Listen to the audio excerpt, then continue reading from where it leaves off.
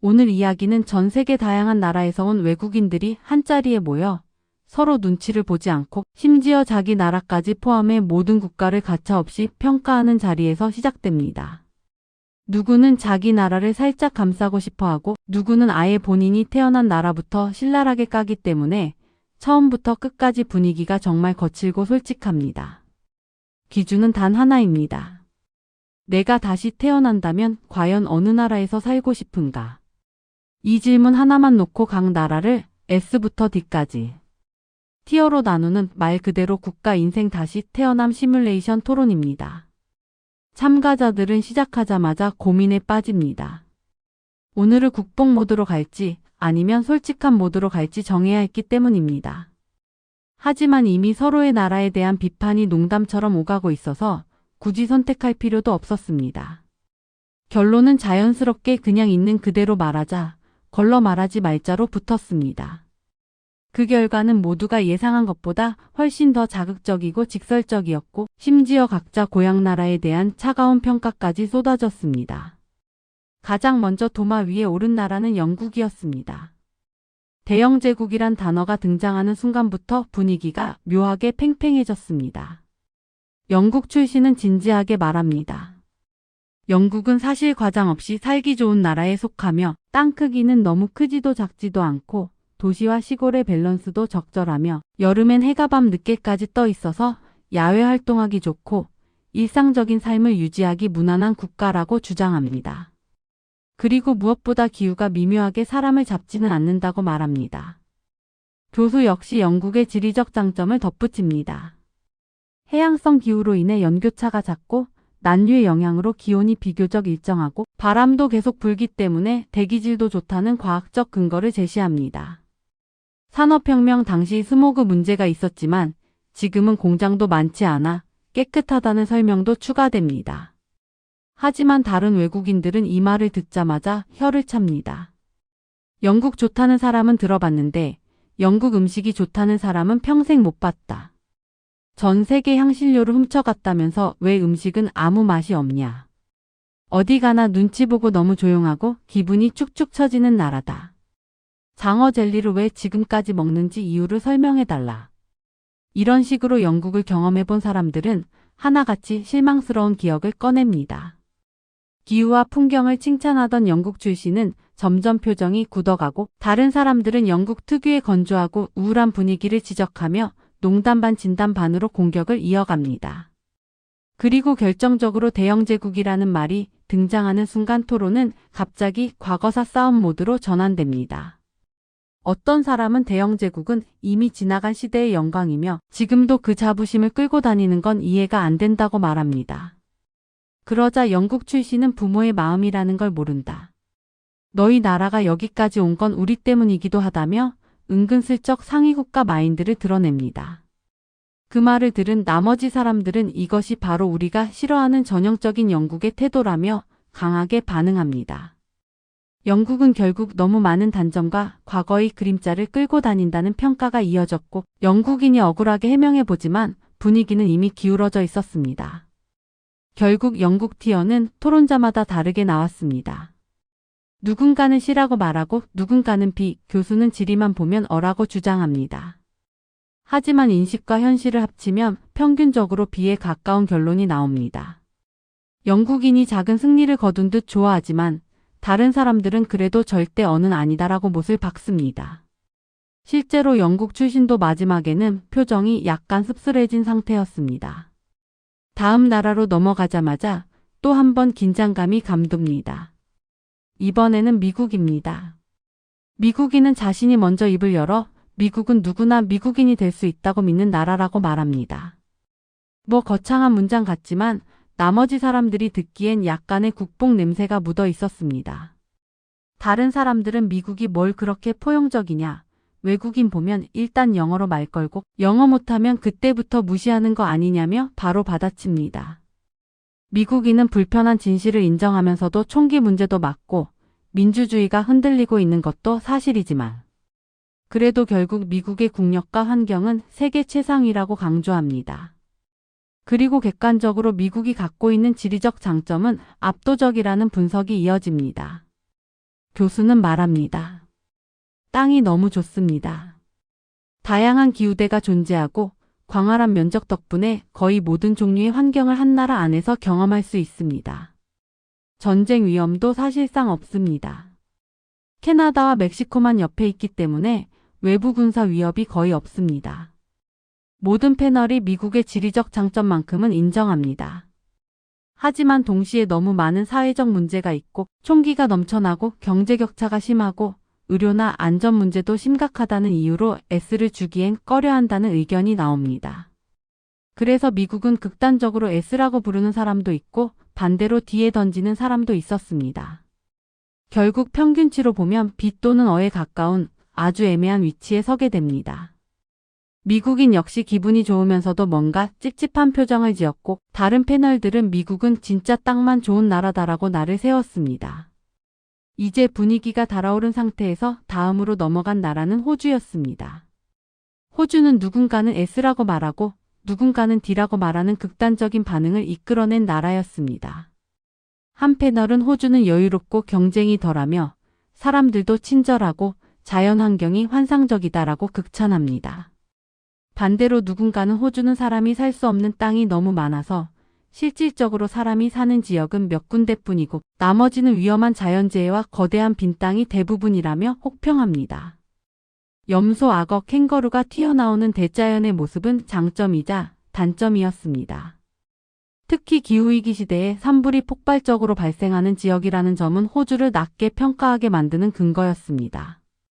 교수 역시 호주는 기후적으로 미래 리스크가 컸다는 의견을 내놓지만 한편으로는 땅이 넓고 인구가 적어 삶의 압박이 덜하다는 점은 다시 호주의 장점으로 제시됩니다.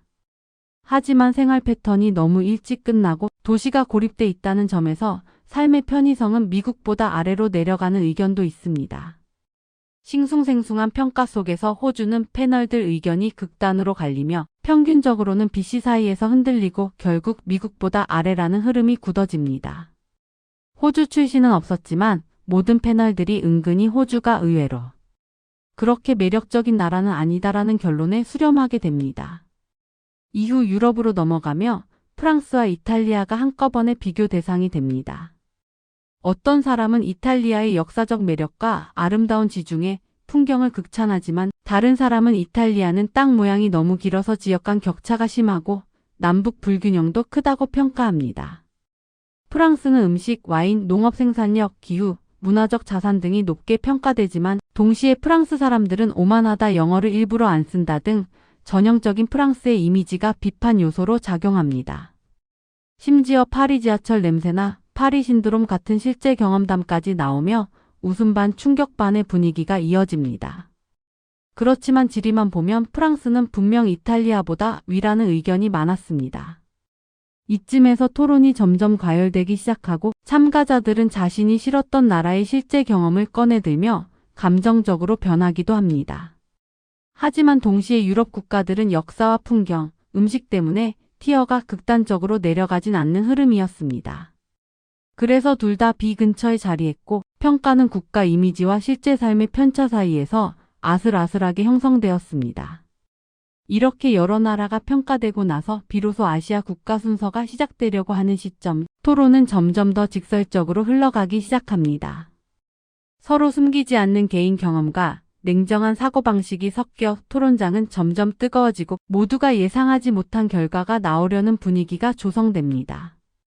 유럽 국가들에 대한 지난 평가가 끝나자 토론의 화살은 자연스럽게 아시아 국가로 향하기 시작했습니다.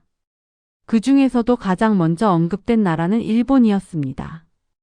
누군가는 일본 음식을 거의 최고 수준으로 칭찬하며 입맛에 잘 맞는다고 말하고 누군가는 오히려 일본 음식은 전부 간장 베이스라 맛의 폭이 좁다라고 반박합니다. 특히 단맛이 과하게 들어간 일본의 요리 스타일이 입맛에 맞지 않는다는 의견도 나왔고 각자 일본 음식을 좋아하는 정도가 극명하게 갈렸습니다. 하지만 음식 이야기를 넘어 진짜 중요한 요소로 넘어가자 분위기는 금세 진지해집니다. 일본은 자연재해가 너무 잦다는 점이 가장 큰 문제로 지적됩니다. 지진, 화산, 태풍, 해일까지 거의 모든 종류의 재난이 일본 열도에 몰려있는 상황에서 다시 태어나서 살고 싶은 나라라는 기준에 맞추면 부담스럽다는 의견이 다수였습니다. 일상적으로 작은 진동을 느끼고 실시간으로 경보가 울리는 환경에서 산다는 것은 심리적으로 큰 압박이라는 말도 나옵니다. 교수는 일본의 자연 환경을 분석하면서 지형적으로 너무 위험한 지역이 많고 지질 구조상 앞으로도 큰 자연재해가 반복될 가능성이 높다고 말합니다. 하지만 반대로 일본의 풍부한 해산물, 산악지대에서 오는 경관, 사계절의 뚜렷함, 그리고 독특한 공예 전통 등은 분명 매력적인 요소라고 덧붙이기도 합니다. 패널들은 일본의 장점을 부정하지는 않지만 나라 전체의 위험도를 생각하면 높은 티어를 주는 것은 어렵다는 결론에 도달합니다. 특히 자연재해는 치안보다 더 큰 문제다. 치안은 사람 노력으로 어느 정도 관리되지만 자연은 사람 힘으로 막을 수 없다는 말이 결정적인 기준이 됩니다. 그래서 일본은 사람마다 평가가 달랐지만 결국 대부분은 C 정도가 적절하다고 입을 모읍니다. 음식이 맛있고 문화가 뛰어나도 자연이 너무 위험하다는 것이 공통된 판단이었고 일부는 그래도 B라고 주장했지만 평균적으로는 C가 안정적이라는 흐름이 만들어졌습니다. 일본의 평가가 마무리되자 토론은 중국으로 넘어갑니다. 중국 이야기가 나오자마자 모두 설정이 바뀐 듯 말을 조심해야 할 것 같은 분위기가 잠시 흘렀지만 이내 솔직함이 돌아오며 각자의 의견이 쏟아졌습니다. 한 패널은 중국에서 오래 살았던 경험을 바탕으로 지리만 보면 사실 중국은 S급이다. 땅이 정말 넓고 환경 다양성이 압도적이며 음식도 지역마다 천차만별이라 무궁무진하다고 말합니다. 실제로 중국은 동부의 평야지대, 광활한 북부 대륙성 기후, 남부의 아열대지대, 서부의 고원지대까지 모든 것이 극단적으로 존재하는 국가라 자연자원 측면에서는 세계 최상위였습니다. 교수 역시 중국을 지리적으로 분석하며 강과 운하가 잘 연결돼 있어서 물류나 교류에 매우 유리하고 인구가 많고 시장 규모도 방대해 경제가 성장할 수밖에 없는 구조를 갖고 있다고 설명합니다. 이러한 환경은 중국을 역사적으로 강대국으로 만들었고 현재까지도 중국의 잠재력과 영향력을 높게 유지하게 만드는 배경이라는 분석도 이어집니다. 하지만 패널들은 중국의 지리적 잠재력을 인정하면서도 살아가기에는 복잡하다는 점을 지적합니다. 가장 먼저 거론된 문제는 정치적 제약과 자유의 부족입니다. 좋은 땅 위에 사는 건 맞는데 그 땅을 어떻게 쓰는지는 사람의 선택이고 정책의 문제다라는 의견이 나왔고 사회 시스템에 대한 불편함도 공유됩니다. 또 인구가 너무 많고 도시 밀집도가 높아 경쟁이 극심하다는 점도 단점으로 거론됩니다. 심지어 공기오염 문제, 북부의 혹독한 추위, 남부의 극한 더위처럼 자연이 주는 어려움도 다양합니다. 한 패널은 중국의 음식을 정말 좋아하고 여러 지역의 매력을 인정하지만 다시 태어나서 중국에서 산다고 하면 조금 주저하게 된다고 솔직하게 말합니다. 중국 출신은 아니지만 중국에서 오랜 경험이 있는 패널은 개인적인 감정을 덧붙이며 빈부격차만 없다면 대한민국, 미국과 경쟁할 정도의 삶의 풍요가 있을 텐데 아쉽다고 평가합니다. 또 다른 패널은 문화적 깊이가 엄청나고 음식이 최고 수준이라 살기 좋을 것처럼 보이지만 실제 삶을 생각하면 편안하다고 단정할 수 없다고 합니다. 결국 중국의 티어는 극단적으로 갈렸습니다. 어떤 사람은 S라고 했고 어떤 사람은 D라고 평가했습니다. 교수는 지리만 보면 S 하지만 다시 태어나서 산다면 B 또는 C 정도라고 말했고 다른 패널들도 비슷한 결론을 내립니다. 평균적으로는 B에 가까운 점수를 기록하며 미국처럼 땅은 최고지만 사람의 삶은 복잡한 나라라는 공통된 인식으로 정리됩니다. 이제 토론은 자연스럽게 마지막 국가로 향해 갑니다. 바로 대한민국입니다. 한국 이야기만 나오자 패널들의 얼굴 표정이 달라집니다. 일본과 중국을 평가할 때와는 다른 분위기, 묘하게 진지하고 감정이 얹힌 느낌이었습니다. 한국에서 오래 살았거나 지금 한국에 거주 중인 패널들이 많아 모두가 직접적인 경험을 바탕으로 평가를 시작합니다. 한 패널은 한국을 생각하면 가장 먼저 안전함을 떠올린다고 말합니다. 밤에 혼자 걸어 다녀도 크게 불안하지 않은 나라가 많지 않은데 한국은 택시, 지하철, 버스까지 밤 시간에도 상대적으로 이용이 자유롭다는 점이 강점으로 꼽힙니다. 또 대중교통의 질과 편리함은 세계 최상위라고 말합니다.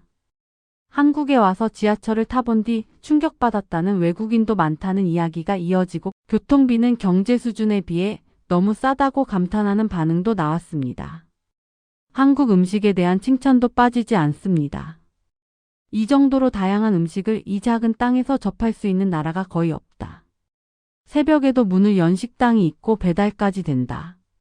이런 평가를 하며 한국의 생활 편의성이 단순히 좋다 수준을 넘어 세계 최상위권이라는 의견이 나옵니다. 하지만 한국에 대해 너무 좋은 얘기만 하면 공정하지 않으니 단점 이야기도 나옵니다. 외국인들은 한국의 교육 시스템을 가장 큰 문제로 지적합니다. 밤 늦게까지 이어지는 학원 문화와 과열된 경쟁 환경은 외국인들에게는 충격적인 요소였고, 만약 자신이 한국에서 태어났다면 어린 시절을 제대로 누리지 못했을 것 같다는 걱정도 말합니다.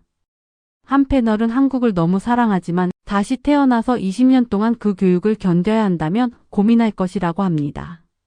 하지만 또 다른 패널은 한국인의 특유의 위기 극복력을 강하게 주장합니다. 한국은 역사적으로 수많은 위기를 겪었지만 계속 성장하고 최근의 저출산 위기도 한국만의 방식으로 극복할 가능성이 있다고 말합니다. 또 한국인의 연대의식, 위기 때 뭉치는 사회적 분위기 등을 긍정적으로 평가하며 한국의 장기적인 잠재력을 높게 봅니다. 이처럼 장점과 단점이 모두 나온 뒤에도 패널들은 한국을 높은 티어에 놓는 것에 큰 이견이 없었습니다.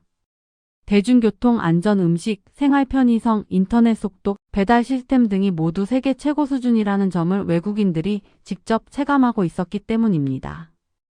결국 대부분의 패널은 한국에 A 또는 S를 줍니다. 한국을 S에 놓는 사람은 만약 미국인이었어도 한국으로 귀화했을 것 같다고까지 말하며 한국에 대한 애정을 드러냅니다. 교수는 땅만 보면 B라고 하지만 실제 삶의 질과 시스템을 고려하면 최소 어가 맞다고 평가합니다. 한국에 대한 평가가 끝난 시점에서 이미 분위기는 거의 결론을 향해 흘러갑니다. 모두가 한국을 상위권에 둘 것이 확실했고 남은 나라는 노르웨이, 스위스, 러시아였지만 이들은 단순 비교로 빠르게 정리될 예정이었습니다. 한국이 사실상 최종 우승 후보라는 기류가 완전히 자리 잡은 상태에서 토론은 마지막 라운드로 넘어가게 됩니다. 한국에 대한 평가가 사실상 최고점을 향해 가고 있는 상황에서 남은 나라들에 대한 논의는 빠르게 진행되지만 그렇다고 해서 얕게 넘어가는 것은 아니었습니다. 가장 먼저 이야기가 나온 나라는 노르웨이였습니다. 패널들은 노르웨이를 떠올리면 자연스럽게 연어, 피오르드, 청정 자연 같은 이미지가 먼저 생각난다고 했습니다.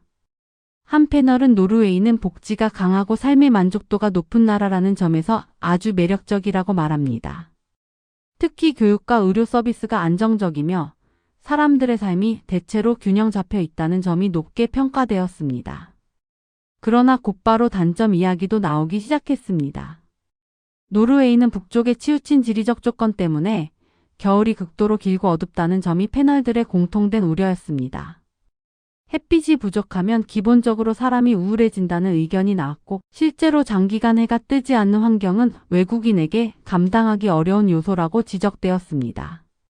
한 패널은 여름에 여행 가면 천국이지만 겨울까지 포함해서 그 나라에서 평생 사는 것을 생각하면 이야기는 다르다고 말했습니다.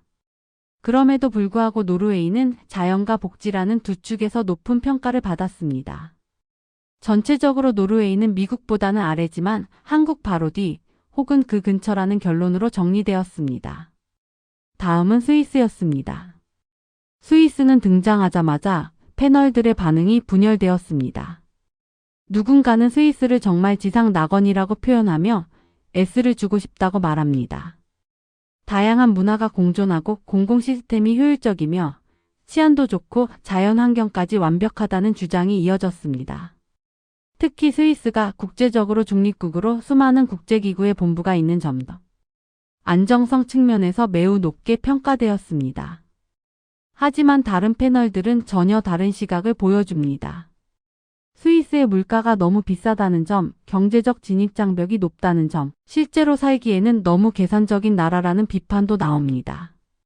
한 패널은 여행 가면 좋지만 태어나서 평생 산다고 생각하면 부담스럽다고 말합니다.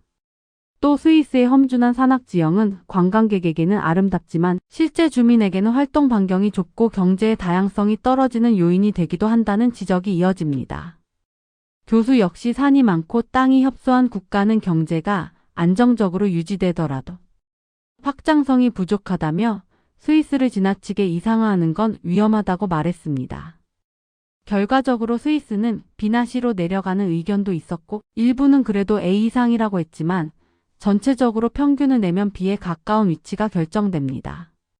그리고 마지막으로 러시아가 논의 대상이 됩니다. 러시아 이야기가 나오자마자 패널들은 묘한 웃음을 지으며 말을 조심해야 할 듯한 공기를 풍겼지만 곧 솔직한 모드로 들어갔습니다. 러시아는 땅이 너무 넓고 자연 환경도 다양하지만 그 넓은 땅의 절반 이상이 혹독한 기후 때문에 사람이 살기 어렵다는 사실이 가장 큰 단점으로 제시되었습니다.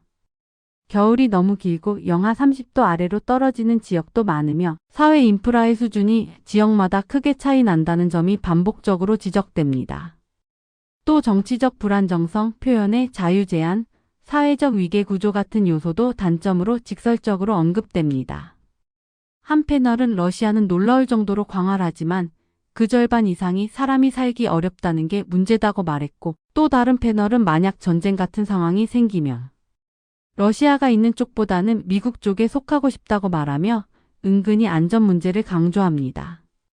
교수는 러시아의 지리 구조를 간단히 분석하며 넓은 땅이 다 장점은 아니다. 체감 거주성과 인구 분포를 봤을 때 러시아는 장점보다 단점이 더 많다고 말했습니다. 그 결과 러시아는 대체로 BC 라인이 언급되었지만 평균적으로는 B에서 멀어지고 C에 가까운 평가에 정착하게 됩니다. 모든 국가의 평가가 끝나자 자연스럽게 순위가 정리되기 시작했습니다. 패널들은 자신의 의견을 다시 정리하면서 전체 순위를 조합하기 시작했고 하나하나 점수를 더한 끝에 하나의 리스트가 완성되었습니다.